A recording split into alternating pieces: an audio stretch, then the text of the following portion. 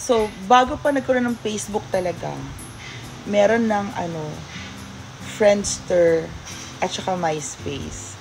Tapos, naalala ko pa nun, before talaga nag-boom yung social media na yan na meron Facebook at saka meron Facebook, originally talaga, Friendster. Tapos, dun ko hinahanap yung mga high school friends ko, mga college friends ko, sa Friendster lang.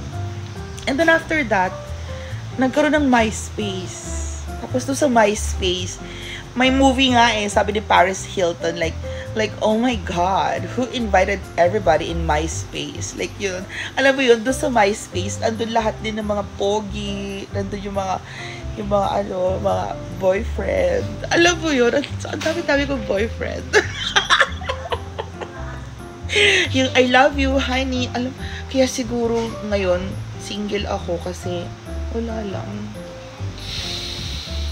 Anyway, to cut the story short, burado na yung Friendster accounts na yan at saka MySpace na yan. They don't exist anymore. Ito mga HTML na ito, hindi na rin nag-i-exist. So, ang meron na lang tayo talaga is Facebook kasi kinamkam na talaga ni FB lahat. Siguro from Messenger, messaging to na-incorporate na yung life natin sa social media. Alam nyo yun?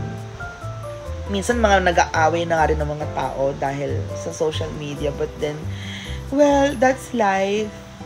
So, kung naabutan mo pa yung Friendster at saka MySpace, ilang taon ka na ngayon? Bye!